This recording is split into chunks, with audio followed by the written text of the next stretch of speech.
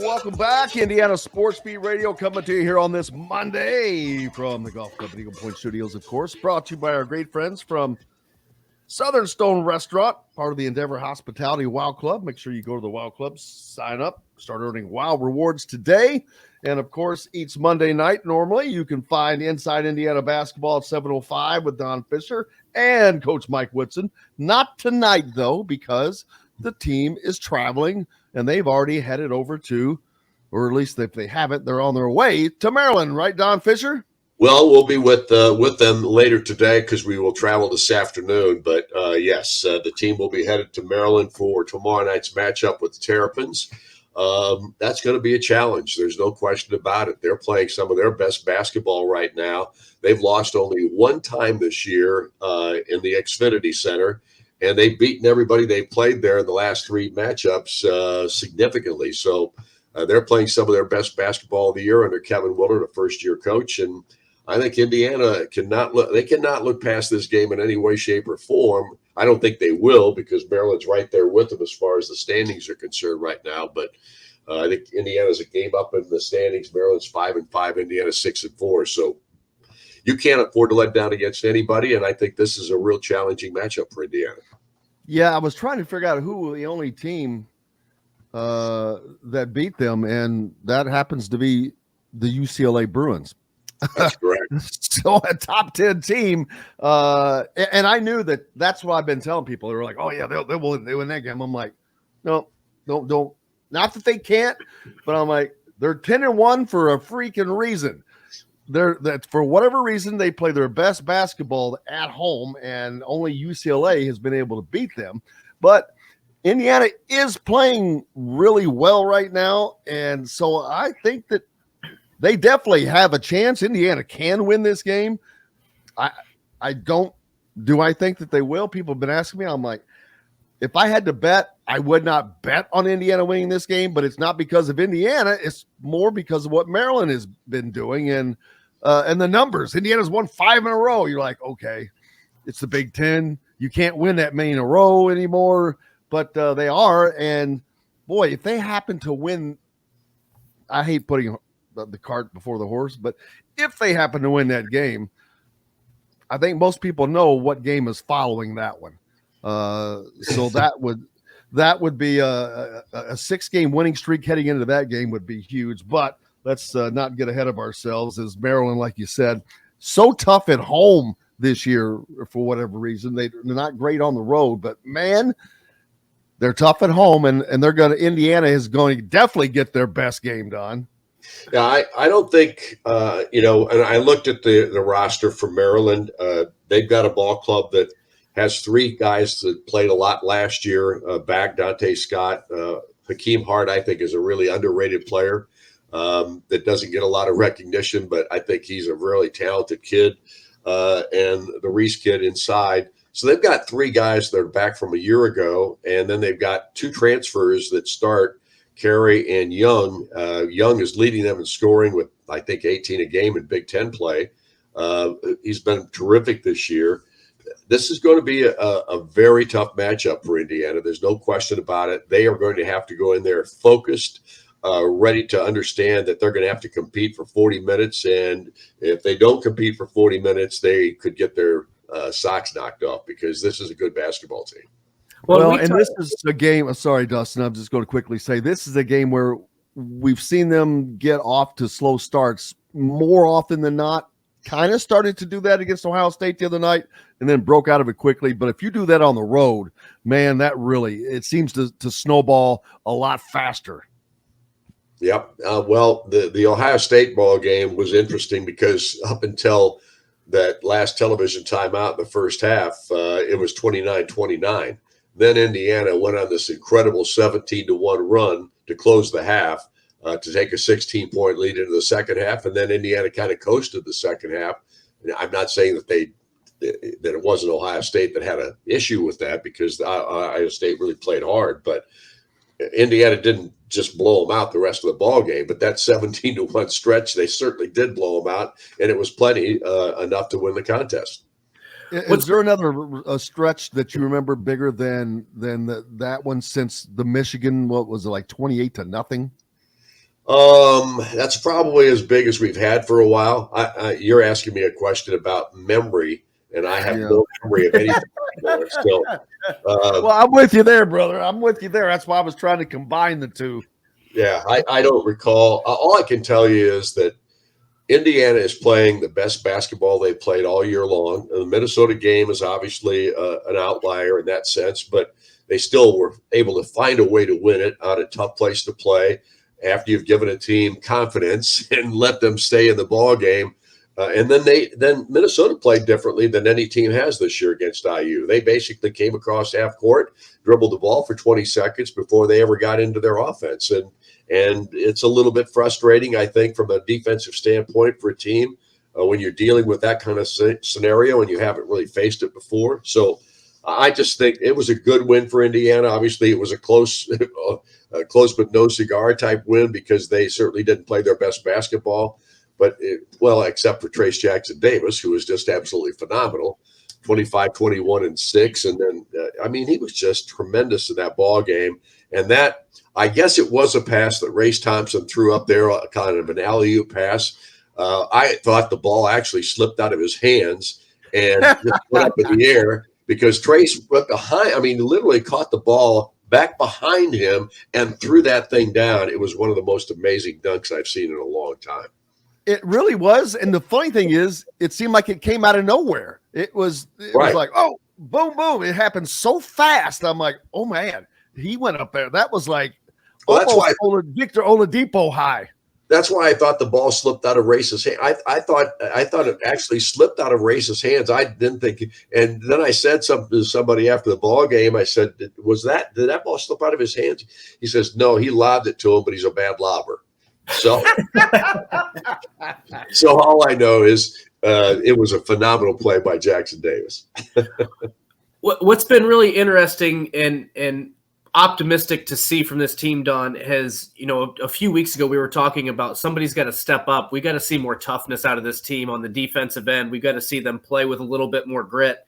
And it seemed like it was almost a given that any Big Ten team could score 80 points on Indiana's defense on any given day. They have not given up. They've given up 70 points once, and that was in a 16-point win against Ohio State. Is this team finally starting to maybe gel a little bit more now that they've got that cohesiveness going? Because what we saw in that Wisconsin game, maybe you haven't seen that same sort of tenacity each and every game, but they're playing so much better on the defensive end over these last 5 ball games. Well, and that's the key to this basketball team. Let's face it. This is a ball club that when they play good defense, they give themselves an opportunity every time they play. And that's the whole story of college basketball these days.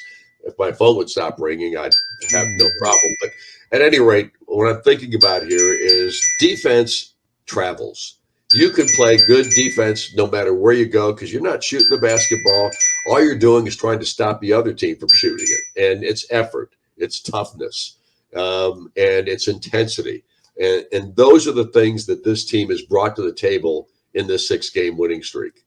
Or 5-game winning streak. There's no doubt that they played some of their best defense. They played some of their best offense, and defense leads to offense most of the time. And if it doesn't, your defense can still have you in there and hang you into ball games. So you're right. They're playing better defense right now. There's no question about that. And they're getting more guys to do that. Malik has gotten better defensively. We saw Caleb Banks in this ball game for the first time in I don't know how long.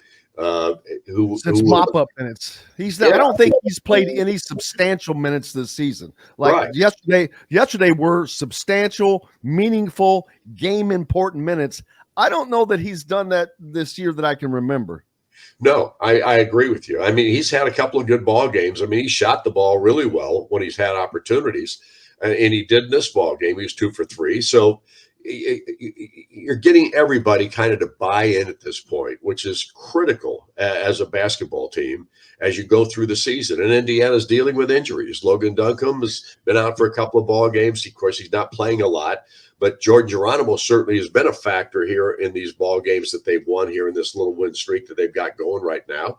And he wasn't available in this ball game. And Malik steps up and knocks down 15 points in this game. So many different people contributing at this point. And that's what you want to see as the season goes along, that development. And that's what I think has also been really impressive, because you just mentioned it. Trace Jackson Davis has been the staple game in and game out. He's been the most dominant player, I think, maybe in the Big Ten over these past 5 games. You put him and Zach Edey in the same category, and I don't know if there's anybody else in there that sniffs it. But you go back to the Wisconsin game. Jordan Geronimo played extremely well in that game. Ohio State, you had Jalen Hood-Schifino step up. Minnesota, Malik Renaud comes in and gets 10 points. And then I think Michigan State, it was Trey Galloway and Tamar Bates, each had 17 points. Right. So this is a team that we talked about all offseason. One of the reasons they could be so dangerous is because they had that depth. And at times earlier in this Big Ten stretch, you were like, where's this depth we were talking about? Now you're finally starting to see it. And that's what I think makes this team so dangerous here in these final, 9 to 10 ball games. I agree. I mean, the bench is starting to come through. You've got different people stepping up in different ball games, and that's what a good team does. You're not going to all play great every time you go out there on the floor. Now, you got to have most of your guys playing great if you're going to beat the best teams that you're going to face. But at the same time, it's not always going to be the same guy, and that's certainly been the case in this 5-game winning streak. They have had different people step up in different ball games, and that is really a lot of fun to see. Well, it was as Five Lefts is pointing out, 19 days ago is what I was talking about. Indiana sat at 1-4, last place in the Big Ten Conference alongside Minnesota. But now, 5 games later, they're at 6-4 and tied for 3rd place. And man, if Purdue would have cooperated and lost the game with Nebraska like they should have, and possibly the game with Michigan State and Ohio State, to make them at that would be 7-4 or whatever. This would be the most unbelievable conference race. But well, you've been around longer than involved in this we have done, but this conference race would have been about 12 teams within 2 games, because after Purdue, you've got about 11 teams within 2 games of each other. Right. Yeah, it's a crazy race this year. Parity in college basketball, we've known about it for a long time. Everybody's got good players these days. It's just a matter. Coaching is a big factor in the Big Ten. I think the Big Ten probably has the best coaching in the country from a conference perspective. I don't think there's much doubt about that. It's proven out over the years. The biggest problem the Big Ten's had from a recognition perspective has been their inability to get a bunch of people in the NCAA tournament to go very far. That's been the biggest issue. And why do you think that has been that? It's just because it's been a long, long stretch. I think a big part of it. I'm just going to tell you another thing that probably tells you how old I am. But Bob Knight talked about the fact that this Big Ten tournament, it wears you out. Yeah. And I mean, now they've got it set up so that now you get all these buys. Now, if the top 4 teams, ought to win the Big Ten tournament. Whoever is in the top 4 teams, because they get 2 rounds by. So yeah. I mean, but it wears you out, the Big Ten tournament. And I know the ACC and the Big 12, they all play a conference tournament. I get that. But you're going through the grind of the Big Ten season before you play this conference tournament. Then you play the conference tournament. Now you get into the NCAA tournament. You're going to face nobody that can't beat you. So, I mean, to me, that's a big part of it. I just think conference tournaments at the end of the season have, especially if it's a team that wins like three games in their conference tournament to get to the championship, or wins 3 games in the tournament itself, to win that Big Ten. I think you're wore out. I just do. Well, you're not alone in those sentiments, because we've seen other people talk about that here of late, and especially for Indiana. I don't know if there's a team of bigger stature that has done worse in a conference tournament than Indiana has over the course of the years. Made the championship game just the once against Iowa. It's just an odd thing when you look at a span of time. You're like, come on, really? But who knows? Last year, man, they were close to, if they can get past Iowa, and they almost did. it would have been, who knows what the confidence for that team would have been. But we see what it did for that team last year, at least, I guess, besides wear them out before they got to the NCAA tournament. But yeah, we head forward now. And like I said, it's a big week for Indiana. And since you won't be on with us before they play, after the game with Maryland, Purdue in Bloomington at Simon Scott Assembly Hall. That is going to be a monster 4:00 in the afternoon game. No question. All eyes will be on that one, especially from Big Ten country, because obviously this is a rivalry ball game on top of everything else, on top of what's at stake. And of course, if Indiana wins this game against Maryland tomorrow night, it's going to make it even bigger, because Indiana will be on this 6-game win streak if they knock off Maryland tomorrow night. So I'm excited about it, just like everybody else is, but I'm more interested in this Maryland matchup. This is the game that I want. I want out of this week, if we're going to win one ball game, and I know people are going to say, well, that's sacrilegious, Don. If there's one game you want to win this, no, I want to win this game against Maryland, because I want to stay in the hunt here. If they lose, being a coach, folks, he's taking it one game at a time. If you're going to beat somebody in this week, you've got to beat Maryland, because they're one of the teams that are chasing you, and one of the teams you want to stay ahead of. So, look, right now, I think that's the game I want to see Indiana win. And of course, after we beat Maryland on Tuesday night, then I'll want to see us win against Purdue.